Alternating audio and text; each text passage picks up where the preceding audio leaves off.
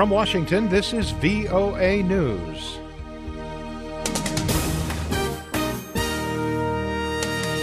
Russian authorities have given permission to opposition leaders to hold a march in Moscow Sunday in memory of slain opposition leader Boris Nemtsov.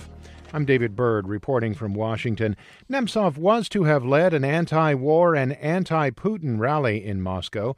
Instead, as many as 50,000 people are expected to come out to pay tribute to the man whom U.S. President Barack Obama called a tireless advocate for the rights of the Russian people. Mikhail Kasyanov is a former Russian prime minister who worked with Boris Nemtsov. We live in an environment right now when the society is split quite heavily in support of current regime and opposite. And therefore we feel and we see more and more extreme expressions against liberal Democrats, against us. Police are hunting for the gunman who shot Nemtsov 4 times from a car while he and a female companion crossed a bridge over the Moscow River Friday night, just steps from the Kremlin. Russian President Vladimir Putin says the shooting looks like a contract killing, and he called it a provocation. The Kremlin says Mr. Putin will personally oversee the investigation. Russian-backed rebels in eastern Ukraine continued withdrawing tanks and other military vehicles Saturday from the front lines, obeying a ceasefire reached in mid-February. Ukraine said there was a decrease in violence Friday night into Saturday. The Ukrainian military reported its first deaths in 3 days earlier Friday. A Ukrainian military spokesman said that 3 government soldiers were killed and 7 wounded in clashes with separatists in the east. President Petro Poroshenko blamed separatist rebels.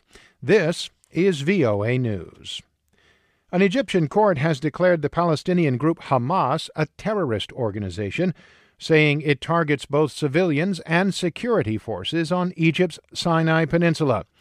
The court said it has documents proving that Hamas has colluded with the Muslim Brotherhood in carrying out attacks on security forces.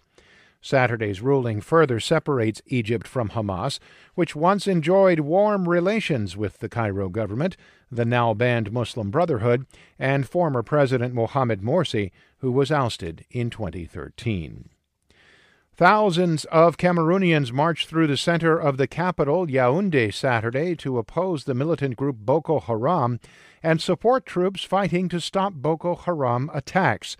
Cameroon has joined Nigeria, Chad, and Niger, all of which share borders in the area where Boko Haram is active, in a military coalition to fight the Islamist group.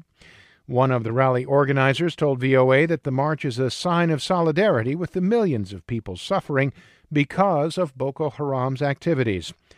Nearly 150,000 people have been displaced inside Nigeria, where Boko Haram is based.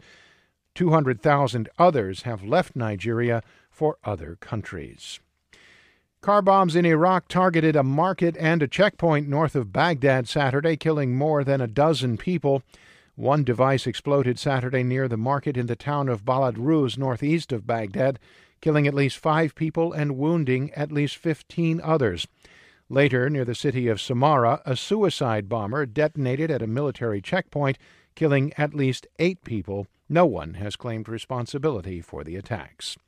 And President Barack Obama says he is committed to middle-class economics and to ensuring that all hard-working Americans get the secure and dignified retirement they deserve. In his weekly address Saturday, the president said most financial advisors are good at prioritizing their clients' futures, but there are some who direct their clients toward bad investments in return for backdoor payments, kickbacks, and hidden fees.